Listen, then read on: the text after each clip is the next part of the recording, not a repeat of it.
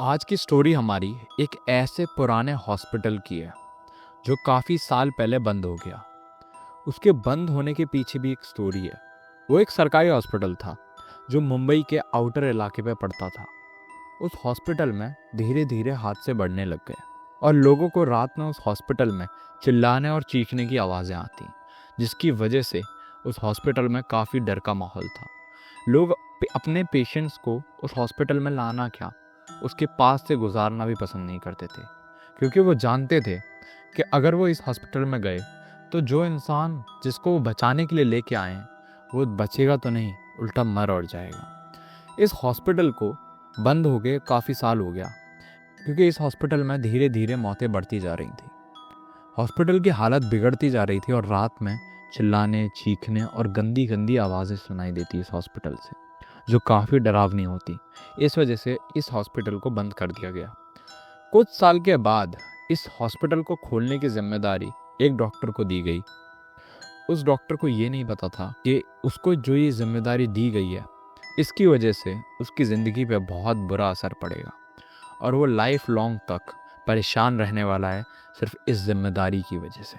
Doctor अमर जो एक surgeon थे, वो उस हॉस्पिटल की जिम्मेदारी उन्हें दी गई कि उस हॉस्पिटल को रिनोवेट करवा के सही से उन्हें वापस से शुरू करना है। तो उन्होंने ये जिम्मेदारी बहुत अच्छे से ले भी ली। उन्होंने अपनी टीम के साथ इस हॉस्पिटल को वापस से रिपेयर करना शुरू कर दिया। उनकी टीम में थे डॉक्टर अंजलि, नर्स माया और एक टेक्नीशियन रोहन।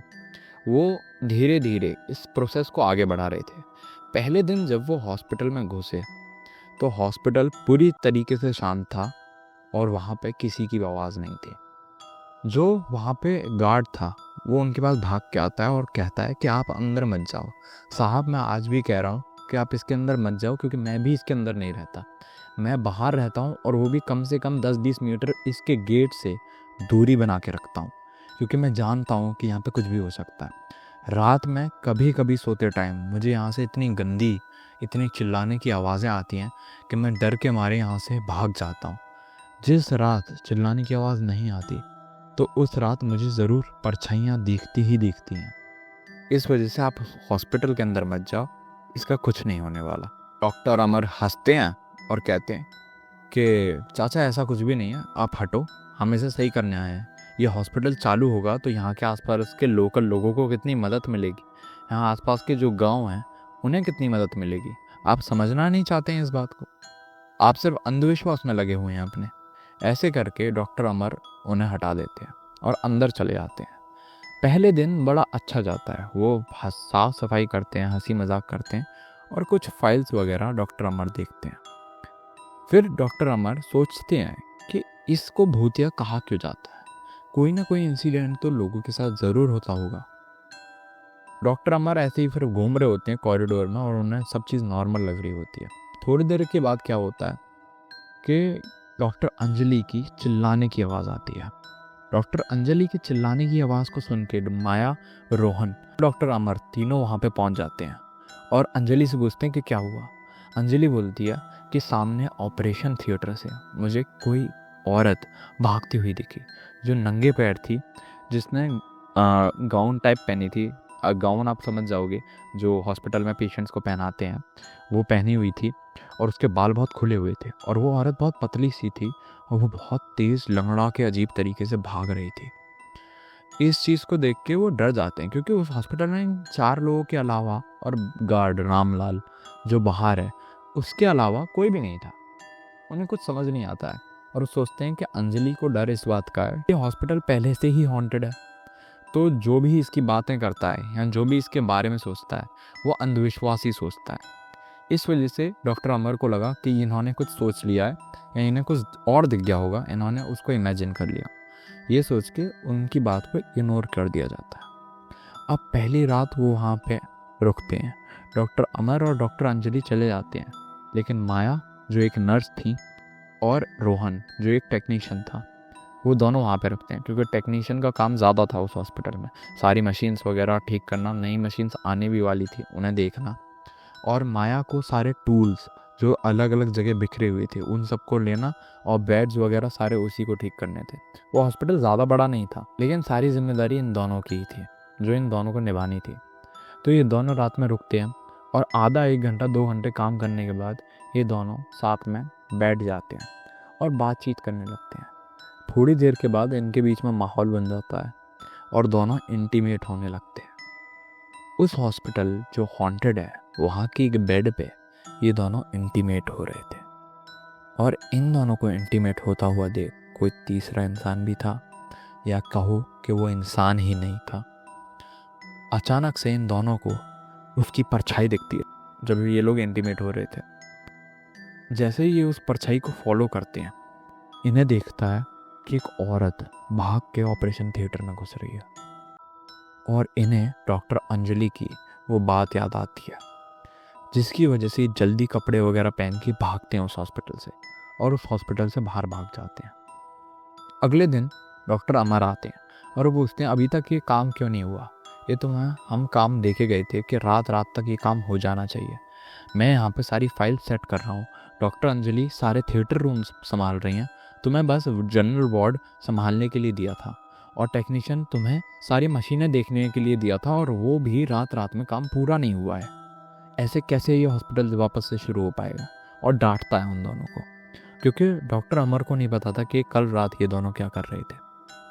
उसके बाद ये दोनों बोलते कि हम कल रात यहाँ थे ही नहीं, हम वापस यहाँ से भाग गए थे। तो डॉक्टर अमर बोलता है क्यों, जब तुम्हें यहाँ की जिम्मेदारी दी, अगर तुमसे नहीं होता तो तुम यहाँ पे मत आओ, तुम काम मत करो इस हॉस्पिटल में।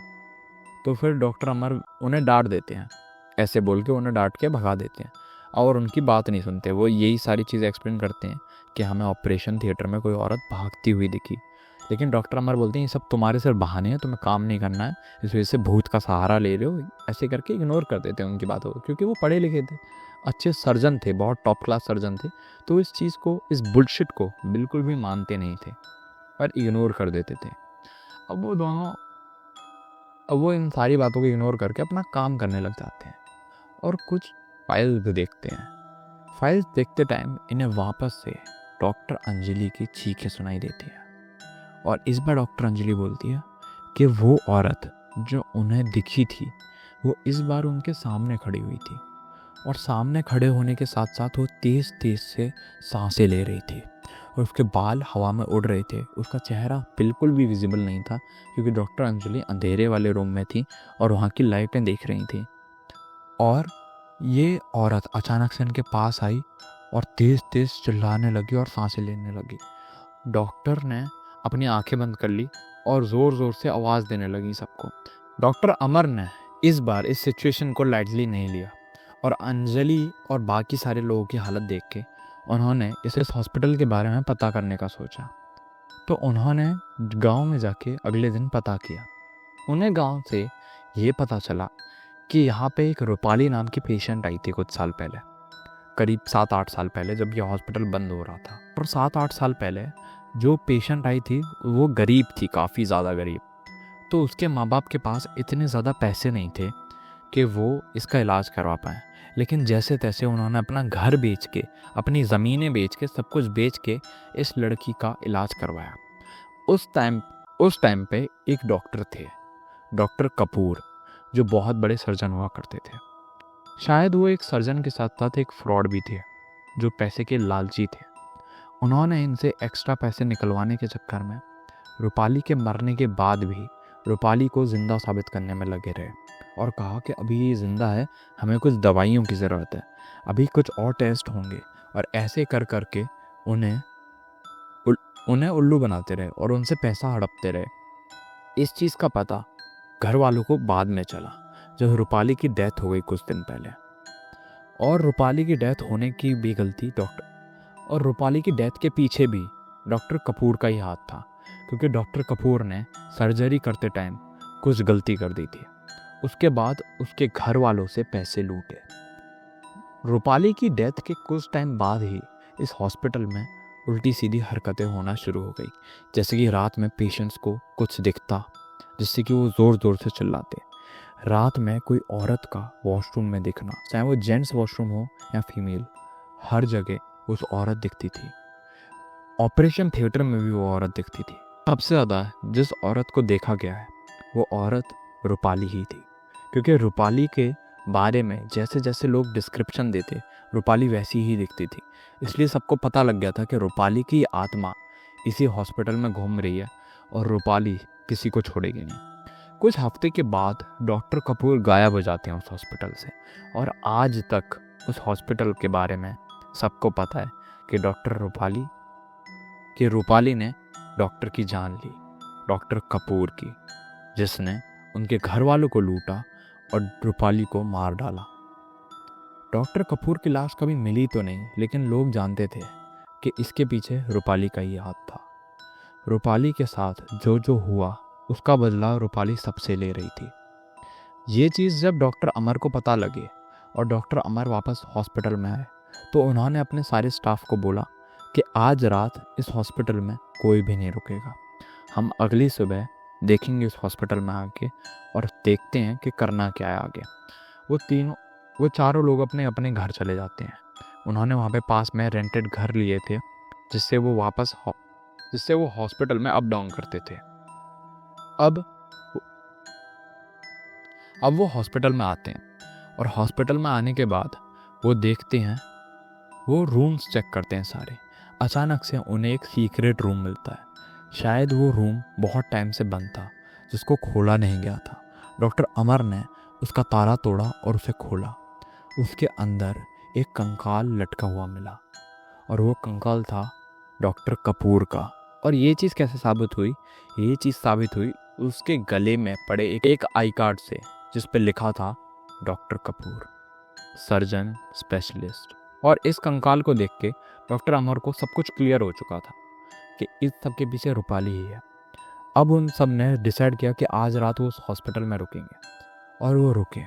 वो सब साथ में ही थे, क्योंकि सब डरे हुए थे और वेट कर रहे थे कि रूपाली कब आएगी। जैसे ही उन्हें रूपाली की परछाई दिखी या आवाज़ दिखी, वो सब उसके पीछे भागे। रूपाली दौड़ते हुए उन्हें ऑपरेशन थिएटर के सामने ले गई, और ऑपरेशन थिएटर के सामने उन लोगों ने रूपाली को देखा। रूपाली पूरी तरीके से बहुत लंबी लड़की दिख रही थी, जो पूरे बड़े बड़े बालों से वही गाउन पहन के जो हॉस्पिटल में पेशेंट्स को पहनाई जाती है, उसी को पहन के खड़ी हुई थी। और वो बहुत गुस्से में थी। वो नॉर्मल ह्यूमन बिल्कुल नहीं लग रही थी। उसका चेहरा पूरा पेल पड़ चुका था, मतलब सूख चुका था, और उसे कुछ समझ और बाकी सारे और डॉक्टर की टीम को कुछ समझ नहीं आ रहा था कि अब वो इस चीज़ से बचें कैसे। वो सब रूपाली से रिक्वेस्ट करते हैं डरते हुए कि तुम इस हॉस्पिटल को वापस चालू होने दो। इस हॉस्पिटल में बहुत लोगों का फ़ायदा होगा। ये हॉस्पिटल अगर वापस शुरू हो गया तो कितने गरीब लोगों की जान बच सकती है। जैसा तुम्हारे पेरेंट्स और तुम्हारे साथ हुआ, वो किसी और के साथ ना हो, इसका हम पूरी जिम्मेदारी लेंगे, और हम तुम्हारे लिए जो कर सकते हैं वो हम करेंगे। तो वो तेज़ी से चिल्लाती है, और उसकी चीख से वहाँ के जितने भी कांच पड़े हुए थे या शीशे थे, वो सब फूट जाते हैं, और सब अपने कान पे हाथ रखते हैं और उस हॉस्पिटल से बाहर भागते हैं। और रूपाली सिर्फ एक ही चीज़ बोलती है कि मेरे हॉस्पिटल में आने की ज़रूरत नहीं है। इस हॉस्पिटल में मैंने अपना सब कुछ खो दिया। और ऐसे करके बोल के वो हॉस्पिटल का गेट अपने आप बंद हो जाता है। उस दिन के बाद उस हॉस्पिटल में काफ़ी पूजा करवाई गई। पूजा करवाने के बाद भी उस हॉस्पिटल में कोई भी असर नहीं पड़ा। रूपाली की आत्मा अभी भी वहीं थी और जाने का नाम नहीं ले रही थी। बड़े से बड़े पंडित और पुजारी उसकी आत्मा का कुछ भी नहीं कर पाए, और उसकी आत्मा उसी हॉस्पिटल में रही।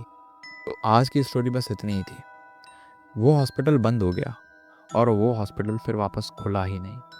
उसको खोलने की और भी कई कोशिशें करी गई, अलग अलग टीम को भेजा गया, लेकिन उस हॉस्पिटल को शुरू किया ही नहीं गया, क्योंकि वहाँ पर लोगों की जान को बहुत ज़्यादा खतरा था, और सब डरे हुए थे कि अगर वो वहाँ पे जाएंगे तो कुछ भी उनके साथ हो सकता है।